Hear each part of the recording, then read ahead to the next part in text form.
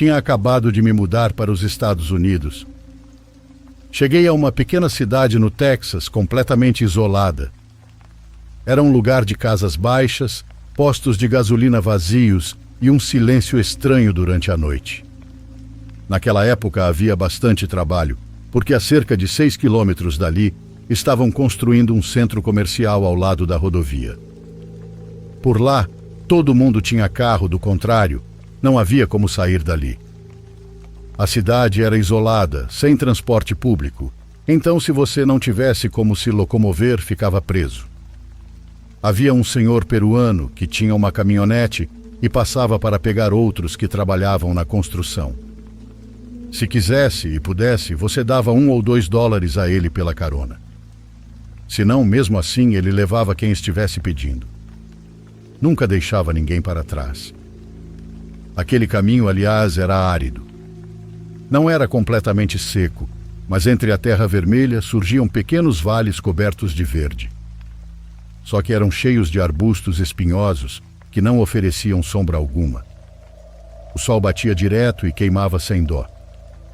E à noite, quando o vento soprava, dava para ouvir como se algo estivesse rastejando entre eles. Se você não conseguisse pegar a caminhonete, tinha que ir a pé. Durante o dia era tranquilo, sem chance de se perder, e às vezes até o senhor da caminhonete esperava por nós. Mas à noite a história era outra. Existia um horário certo e, se você estivesse lá, ficava à própria sorte. Todos saíam exaustos, com o corpo acabado e morrendo de fome. Lá não havia tolerância. Comigo aconteceu 2 vezes de ter que voltar andando porque a caminhonete tinha me deixado. No caminho, havia cobras, coiotes, coelhos e uma coisa... A estrada não tinha iluminação, então alguns levavam lanternas baratas, daquelas vendidas no posto de gasolina. Mas naquela noite eu não tinha nada. Passavam alguns carros, mas não com frequência. Quando cruzavam, a luz dos faróis durava apenas alguns segundos, cortando a escuridão e depois deixando-a ainda mais densa, te cegando por instantes. Se você tivesse sorte, alguém parava e te dava carona. Uma dessas 2 vezes que a caminhonete me deixou, tive sorte. Em 5 minutos, uma van velha que ia para a cidade me pegou. Mas da outra vez não tive a mesma sorte.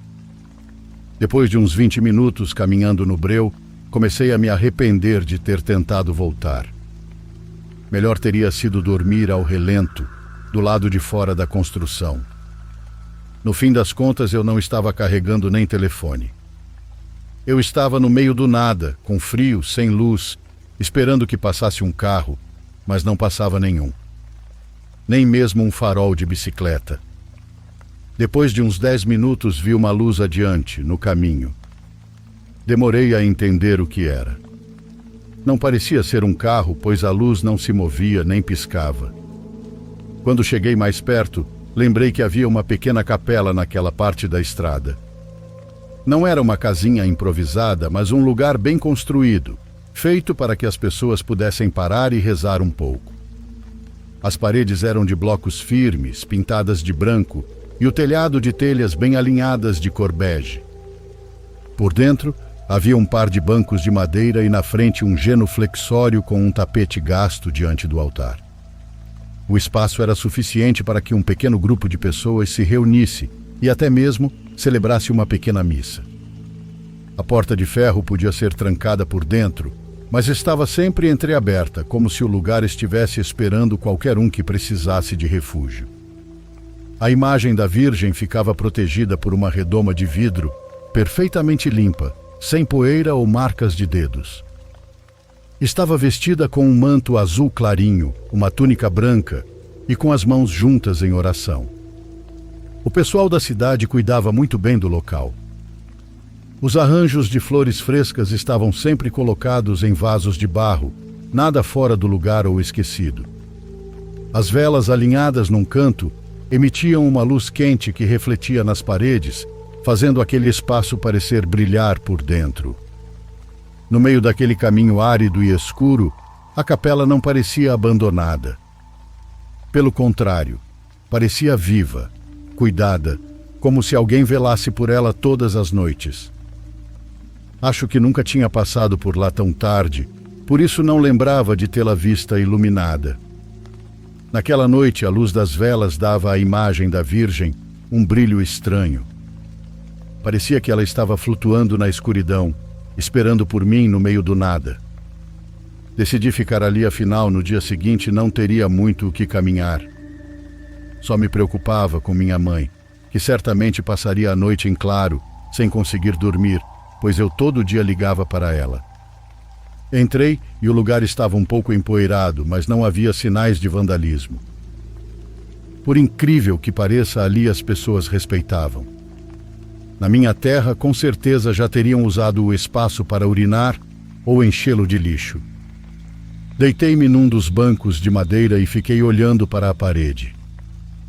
Acho que passaram uns 20 minutos quando vi a portinha da redoma onde estava a imagem da Virgem se abrir. Me levantei um pouco, pois não parecia ter se aberto sozinha. Não, alguém tinha aberto. A porta se escancarou e iluminou um pouco o interior da capela. Havia uma cortina atrás, impedindo de ver quem ou o que tinha feito aquilo. De repente a cortina tremeu e então uma mão a afastou. Uma mulher vestida com uma túnica surgiu. Ela olhou direto nos meus olhos, firme, sem piscar. Depois levou o dedo à orelha, pedindo silêncio, como se quisesse que eu ouvisse algo. Foi quando ouvi do lado de fora o choro de um recém-nascido. Meu coração disparou. Comecei a me levantar do banco, sem saber o que fazer. Então a mulher sussurrou: "Levanta e fecha a porta, isso não é um bebê." Acordei assustado. Tinha sido um sonho tão real que não percebi o momento em que adormeci. Mas o choro era real. Lembrei do conselho que tinha acabado de receber e fechei a porta por dentro, trancando-a bem. E se fosse de fato um bebê? E se alguém o tivesse deixado ali? Foi então que algo bateu forte na porta. O estrondo ecoou por toda a capela. Me aproximei devagar, puxei levemente a cortina para espiar e sabe o que vi do outro lado? Um rosto humano. Um rosto que estava de cabeça para baixo, colado no vidro.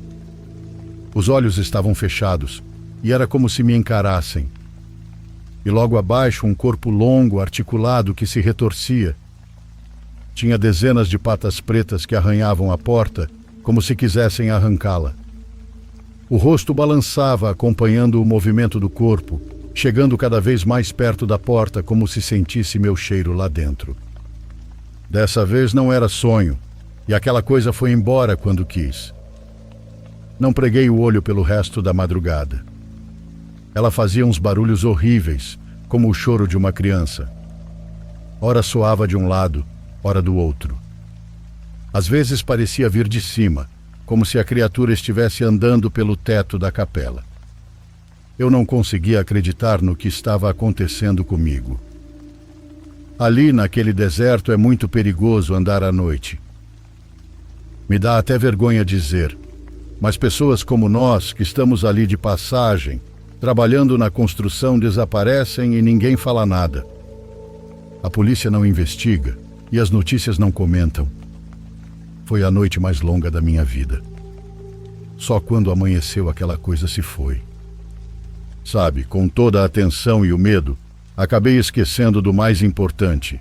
Se eu não tivesse entrado naquela capela, não estaria aqui contando isso. Se tivesse acreditado que poderia chegar em casa andando por aquele caminho escuro, não estaria vivo.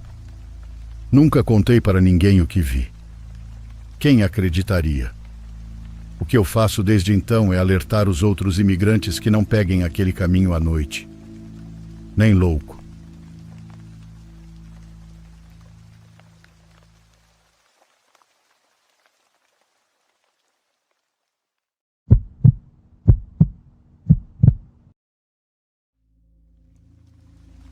Já fui segurança, mas agora sou caminhoneiro há 8 anos. No meu tempo de trabalho já vi coisas aterradoras e tive encontros com gente terrível. No entanto, ao contrário de tantos companheiros da minha área, que dizem ter visto fantasmas, espíritos e não sei mais o que, eu, depois de tanto tempo, só posso contar uma única história realmente assustadora. Um evento de natureza paranormal que me deixou confuso durante dias e destruiu por completo o meu ceticismo. Era final do ano de 2019 e eu vinha do porto de Veracruz, no México, com destino a Guanajuato. Eu já estava há muitas horas dirigindo e por volta das 3 da manhã me encontrava em Hidalgo, conduzindo por uma estrada solitária. A única companhia era o som da música que eu tinha colocado, e embora o caminho não estivesse totalmente mal iluminado, o céu estava nublado e tudo ao redor da estrada parecia muito escuro.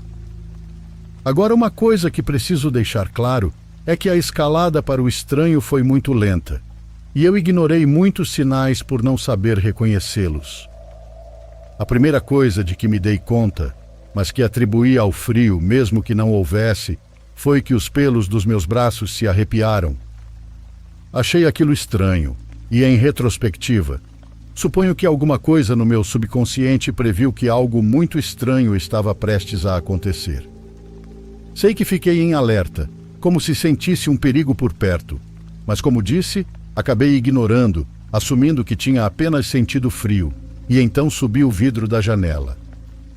Alguns quilômetros adiante comecei a sentir calor na cabine, coisa que de novo justifiquei dizendo a mim mesmo que era por ter fechado a janela. No entanto, algo me preocupou. Um cheiro leve, mas inconfundível de gasolina. Temia estar tendo uma falha mecânica e consultei meu mapa para ver qual era a parada mais próxima, para poder revisar o motor em busca de algum vazamento. A verdade é que não vi nenhuma parada por perto, então pensei em estacionar um pouco mais adiante para verificar o motor. Eu não sou muito ligado a notícias, e embora eventualmente acabe sabendo do que acontece dentro e fora do meu país, a verdade é que não costumo dar importância, nem guardar na memória. Minha esposa sempre me criticou por isso, mas o que posso dizer? É como eu sou. O que tenho que falar é que eu não estava em um lugar qualquer, mas sim em uma zona de uma tragédia terrível, onde morreram cerca de 60 pessoas. Encostei o caminhão e desci para me assegurar de que tudo estava em ordem, mas assim que abri a porta, percebi que o cheiro de gasolina impregnava tudo, e não vinha só do caminhão.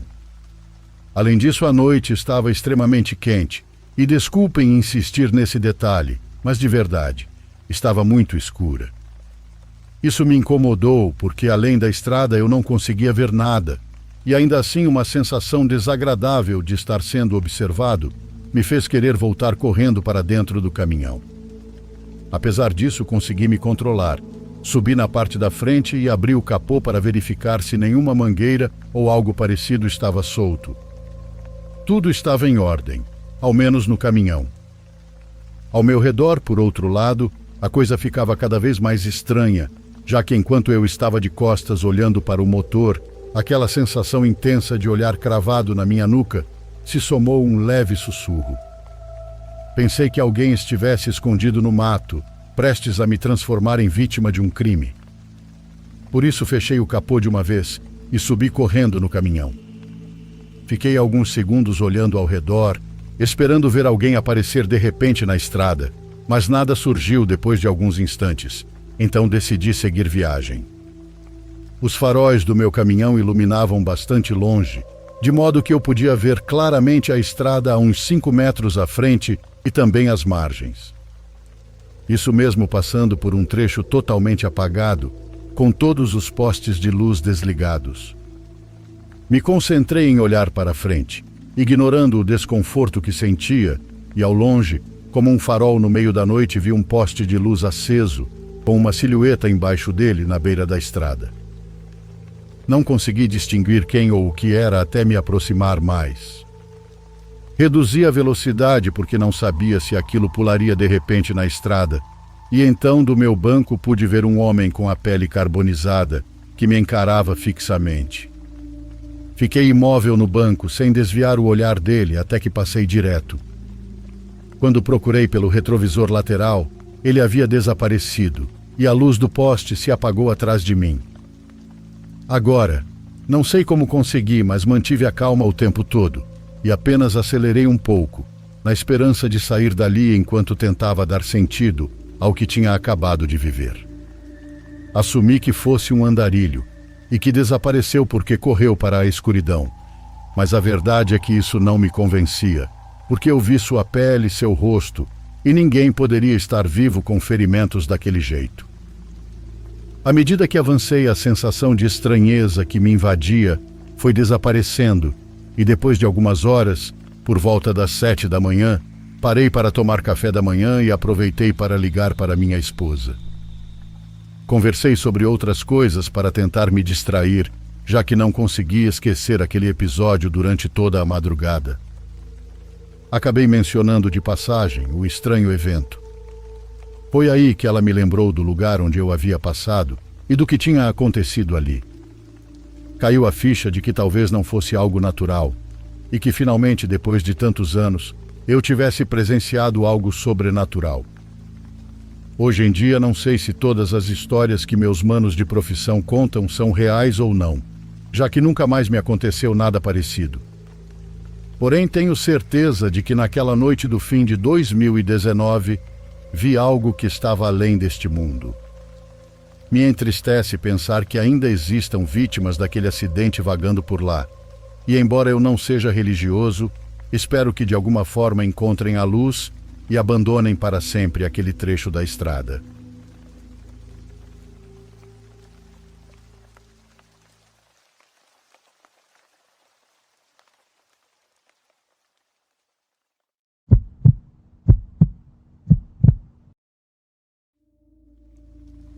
Já compartilhei várias histórias com vocês, porque de alguma forma isso tira um pouco o peso de cima de mim. Isto, por exemplo, aconteceu quando eu era criança. Devia ter uns 9 anos, mais ou menos. Naquela época, pedi permissão para dormir na casa do Martins, um amigo da escola. Ele não era dos meus melhores amigos, mas eu gostava muito de ir à casa dele. É que ele tinha uma coleção enorme de bonecos do Dragon Ball, daqueles que vendiam na feira e também alguns que tinham trazido do Japão. E embora não fossem meus, eu adorava ter todos eles na minha frente, ver como ele os organizava na prateleira e passar horas brincando com eles.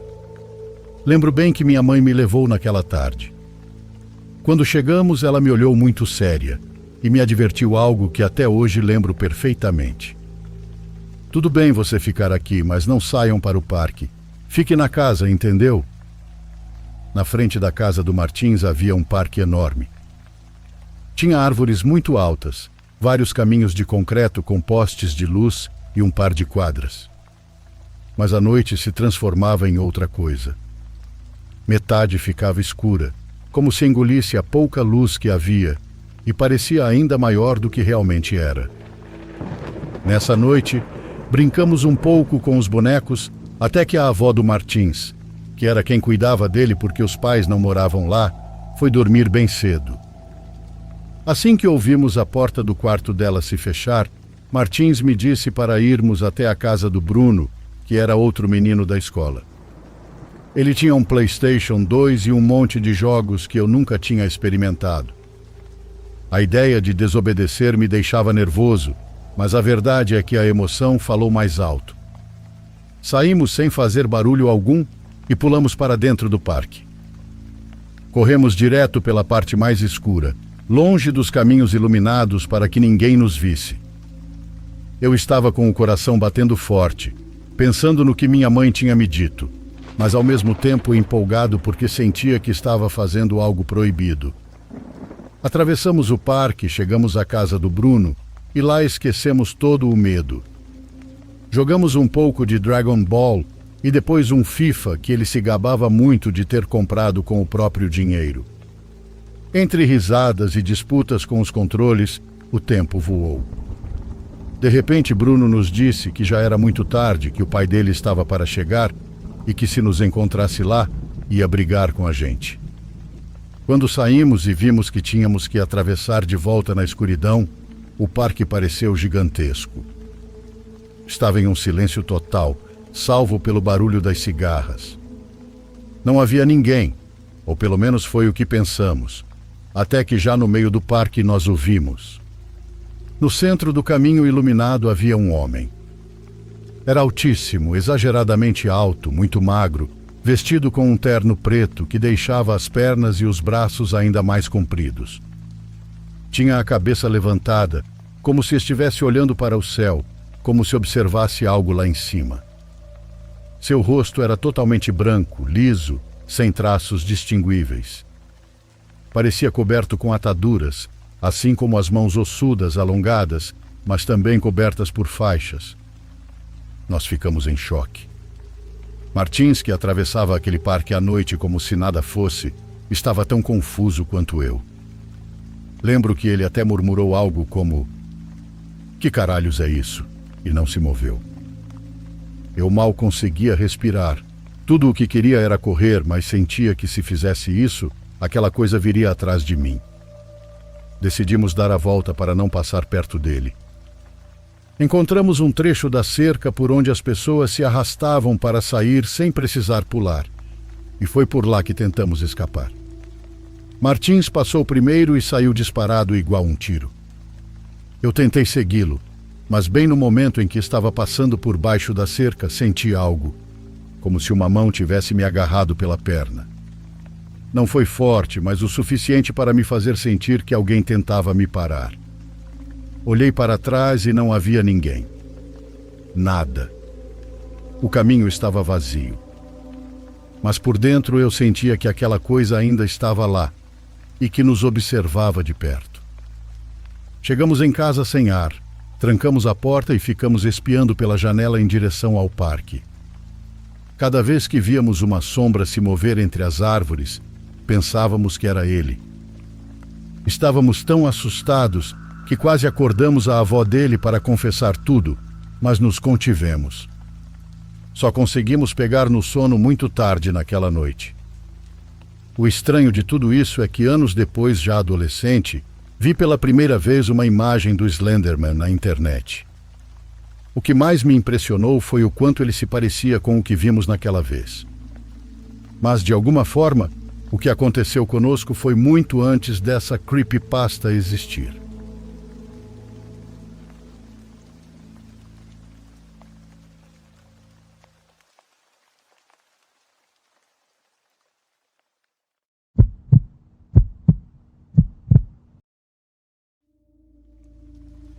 No fim do mês passado, minha esposa e eu levamos nossos 2 filhos para acampar em Jundiaí, junto com a namorada do meu filho mais velho.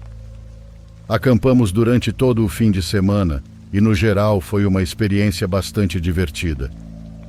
No entanto, na última noite aconteceu algo que não consigo tirar da minha cabeça. Acordei de madrugada com uma estranha inquietação.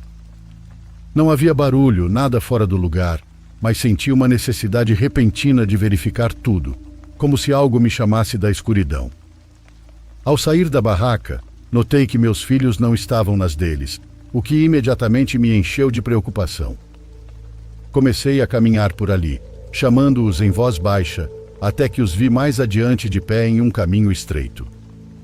Me aproximei rapidamente e eles, ao me verem, disseram que também haviam sentido o impulso de sair, como se algo os tivesse empurrado a caminhar pela floresta. Eles não souberam explicar. Era como um chamado sutil e ao mesmo tempo impossível de ignorar. Como minha esposa e a namorada do meu filho ainda estavam dormindo nas barracas, não quis me afastar muito, então apenas caminhamos um pouco pela área, tentando tirar a importância da situação. No meio desse passeio, encontramos um pequeno rio e nos aproximamos para ver se conseguíamos observar algum peixe. Nesse momento, às margens do rio, ouvimos uma voz muito baixa, como um sussurro. Ficamos em completo silêncio, pois estava claro que ninguém havia falado, pelo menos nenhum de nós. Meus filhos se aproximaram de mim com nervosismo. Tentei acalmá-los, embora seja desnecessário dizer que por dentro eu também estava nervoso. Observei cuidadosamente ao nosso redor e foi aí que vi uma mulher jovem, talvez com 20 anos, se apoiando em uma pedra molhada na beira do rio. Suas roupas estavam sujas e ela estava chorando. A água mal cobria seus pés, mas ela parecia não notar, apenas estava lá chorando. Em voz baixa, pedi a meus filhos que esperassem e me aproximei lentamente para perguntar se ela estava bem. Ela levantou o rosto e parecia assustada, como se não entendesse onde estava. Pude ouvir que murmurava palavras que até agora não consegui compreender. Logo em seguida, sem dizer mais nada, escondeu-se atrás da pedra. Caminhei em direção lateral para tentar vê-la do outro lado, mas para minha surpresa, já não havia ninguém. Simplesmente havia desaparecido. Não ouvimos passos nem barulho de água, e não havia sinal de que tivesse ido embora. Meus filhos, assim como eu, estavam paralisados. Na manhã seguinte, decidimos desmontar o acampamento cedo. Ninguém falava muito e estava claro que algo não estava certo.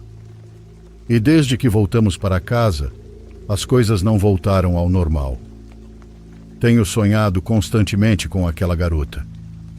São sonhos confusos, nos quais seu rosto aparece entre sombras, murmurando da mesma forma que naquela noite. Não consigo entendê-la, mas o tom de sua voz me arrepia. 2 noites depois, a temperatura em casa começou a ficar estranhamente fria. Além disso, nosso cachorro começou a se comportar de maneira esquisita. Se afastou de todos e passava longas horas olhando para os cantos mais escuros da casa. Já não é o mesmo. Algumas noites depois, minha esposa e eu começamos a ouvir passos no corredor que leva à sala. Soavam como se alguém estivesse caminhando com os pés molhados sobre o piso. Embora no começo pensássemos que fossem nossos filhos, os sons eram constantes, mesmo quando sabíamos que todos estavam dormindo. No sábado à noite, a namorada do meu filho gritou apavorada. Disse que havia visto uma jovem observando-a de um dos quartos vazios. Assegurou que a pessoa se escondeu ao fazer contato. Quando pedimos que a descrevesse, suas palavras coincidiram perfeitamente com a jovem do rio. Tenho pesquisado sobre a área onde acampamos, tentando encontrar alguma história, uma lenda, algo que explique o que vivemos, mas não há nada. Nenhum caso registrado, nenhum acidente e nenhum nome. Estou considerando chamar um padre para abençoar a casa. Não quero que meus filhos fiquem expostos a algo que não compreendo e que nem sequer sei como enfrentar.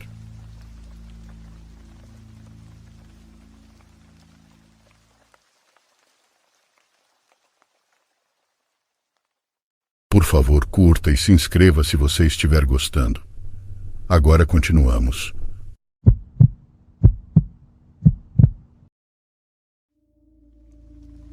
Olá, comunidade de relatos. Quero contar o que me aconteceu quando cheguei para morar na capital há alguns anos. Eu vinha do interior, com todos aqueles costumes que a gente traz de casa. Digo que, embora eu não fosse muito crente, minha mãe me pediu que, quando me instalasse no apartamento, colocasse umas velas para limpar o lugar. Umas que ela mesma me mandou. Disse que assim iria embora qualquer energia ruim das pessoas que tinham estado ali antes. Não queria discutir com ela, então aceitei. No móvel em frente à minha cama havia um espelho velho enorme, com a moldura gasta. Certamente já estava lá há décadas, assim como os outros móveis que já estavam no lugar quando aluguei. Diante do espelho, coloquei uma bandeja de metal com água e em cima pus as velas. Eu tinha medo que elas explodissem, ou que pegassem fogo em alguma coisa, mas deixei acesas a noite inteira porque queria obedecer à minha mãezinha. No dia seguinte, voltei do trabalho morto de cansaço. Assim que entrei, fui olhar as velas e estavam bem. Depois, tirei a roupa do trabalho e, ao passar novamente pelo espelho, notei algo estranho. As velas já estavam quase consumidas, praticamente por completo. E aquilo não fazia sentido, porque desde a noite anterior e com todo o dia que já tinha passado, elas nem sequer tinham chegado na metade. Era impossível que em poucos minutos desde que eu chegara, tivessem se consumido daquela forma. Fiquei pensando um tempo e até considerei colocar outras, mas estava tão cansado que decidi tomar um banho primeiro. O banheiro ficava dentro do quarto, então entrei, fechei a porta e abri o chuveiro. O vapor começou a encher o espaço e então eu ouvi alguém assoviando uma música. Vinha do quarto, vinha do meu quarto. Fiquei travado com a água correndo, tentando escutar melhor. Não havia música e não havia vizinhos fazendo barulho. A luz do quarto estava apagada, só as velas tinham ficado acesas. Então tive a ideia de apagar também a luz do banheiro para tentar ver o que estava acontecendo. Apaguei a luz e no mesmo instante o assovio cessou. Fiquei em silêncio, olhando a pouca luz que passava por baixo da porta e vi como essa luz se cortava, como se alguém passasse na frente dela. Sombras e passos, sombras e passos. De repente, uma sombra nítida parou bem diante da porta do banheiro. O assovio voltou a soar muito perto, como se a pessoa estivesse parada ali, a poucos centímetros da porta. Depois ouvi os passos se afastando e saindo do meu quarto. Continuei parado por muito tempo até que finalmente criei coragem para abrir a porta.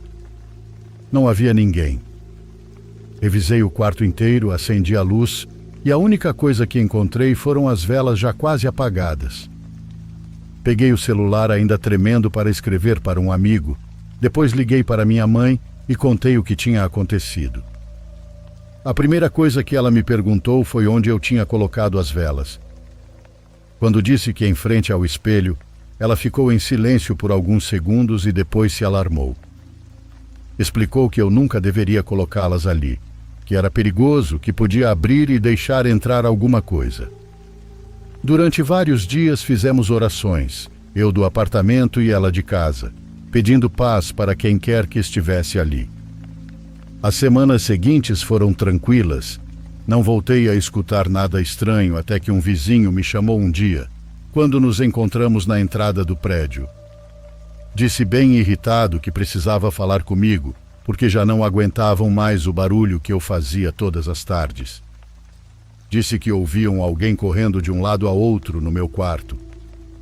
Fiquei confuso e expliquei que nesse horário eu sempre estava no trabalho, que não era possível. Ele me olhou e disse: "Mas nós vemos na janela e sabemos que não é você.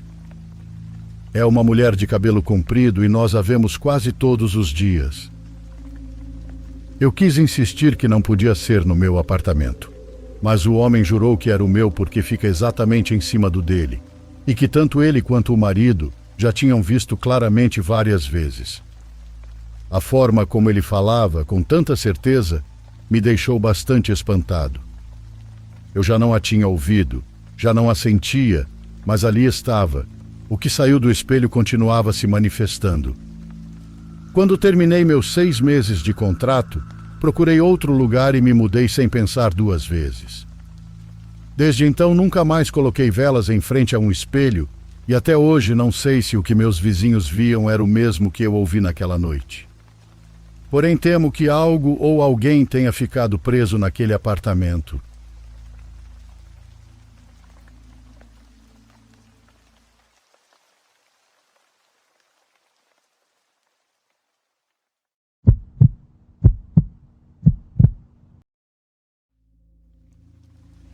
Meu avô nasceu na cidade do México, quando ainda se chamava Distrito Federal, mas com apenas alguns dias de nascido, o levaram com toda a família para o estado de Aguascalientes. Ele só conheceu a capital do país já adulto, quando precisou vir trabalhar para uma empresa que tinha escritórios no Eixo Central, não muito longe do centro histórico. Havia chegado bastante cedo, terminou o que tinha que fazer e, como ainda lhe sobravam algumas horas livres naquela tarde, decidiu caminhar um pouco pelo centro.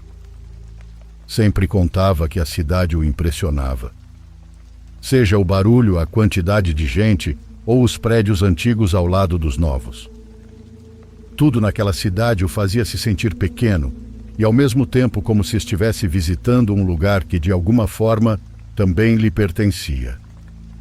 Como disse, ele nasceu ali, mas seus pais o levaram ainda bebê para Aguascalientes e só naquele momento ele voltava.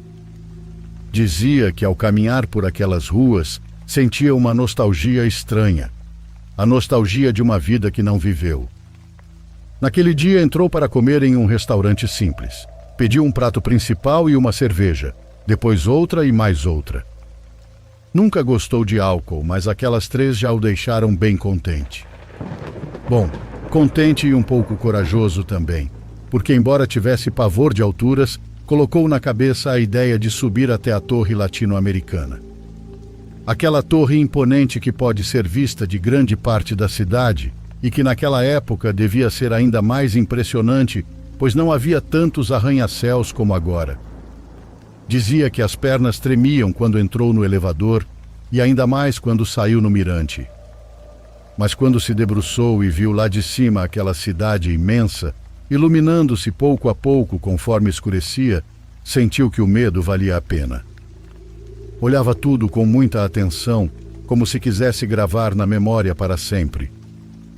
Ele tinha uns binóculos pequenos que sempre carregava em viagens, então começou a observar com mais detalhe.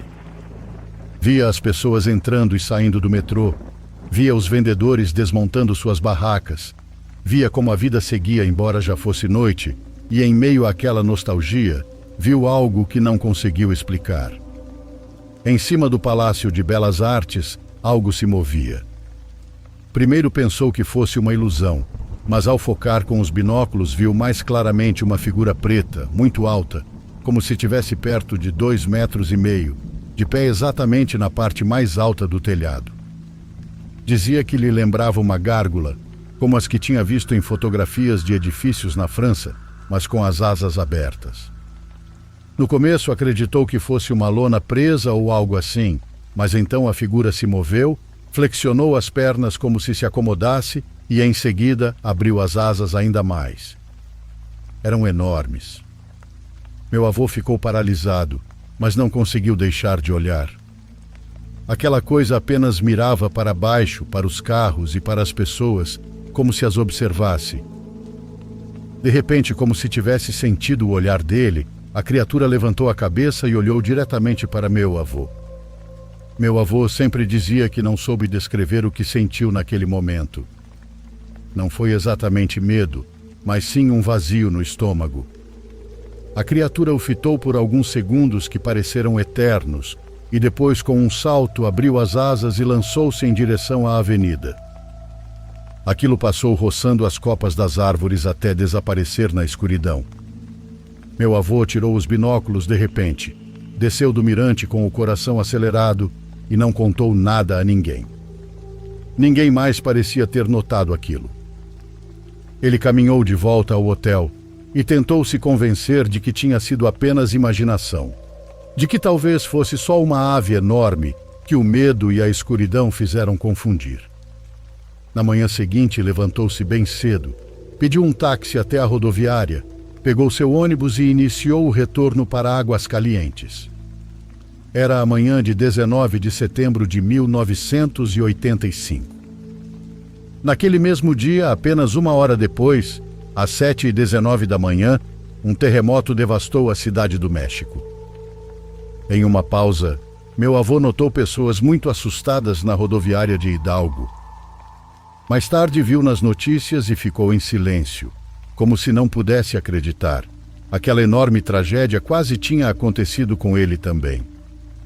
Ele sempre pensou que uma coisa não tinha relação com a outra. Por um lado, o que tinha visto no mirante era uma das tantas coisas estranhas que podiam habitar a cidade. Por outro, o terremoto era um fenômeno natural, algo que ninguém podia prever. Mas anos depois, numa noite em que estava assistindo à televisão, passou um filme, O Mensageiro da Escuridão. A tradução exata do título original seria As Profecias do Homem-Mariposa. No começo chamou sua atenção, mas pensou que fosse uma história inventada. Ao terminar, soube que era baseada em fatos reais, em uma cidade dos Estados Unidos onde as pessoas afirmavam ter visto uma criatura alada que aparecia antes de grandes tragédias. Desde então, meu avô começou a pensar que o que tinha visto naquela noite não foi uma gárgula, nem uma ave estranha, mas sim o Homem-Mariposa. No ano passado, quando vim morar na cidade do México, a única coisa que meu avô me disse na despedida foi: se algum dia você chegar a vê-lo, nesse momento pega suas coisas e volta para Aguascalientes. Ele disse isso muito sério, e embora afirme já ter superado, eu sei que ainda sente medo daquela lembrança.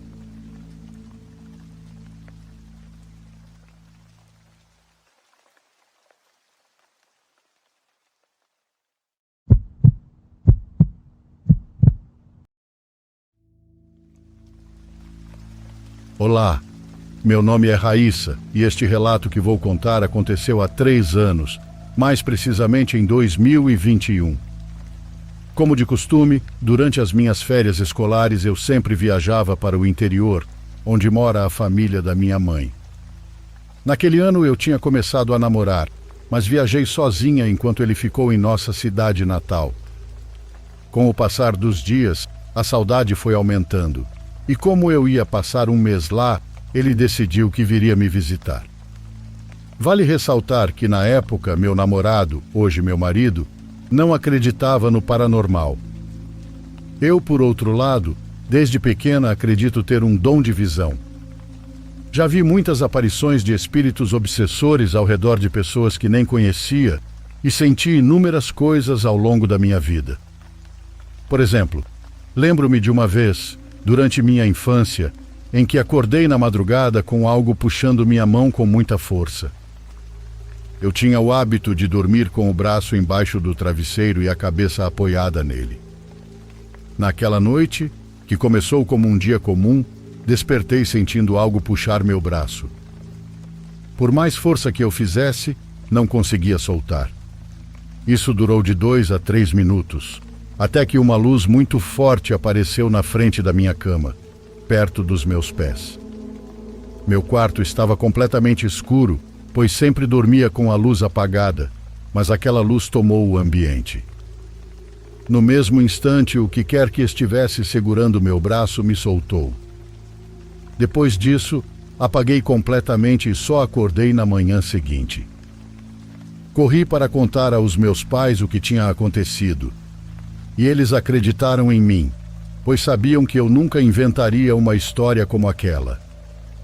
Minha mãe disse que provavelmente foi Deus ou um anjo me protegendo, e eu acredito firmemente nisso.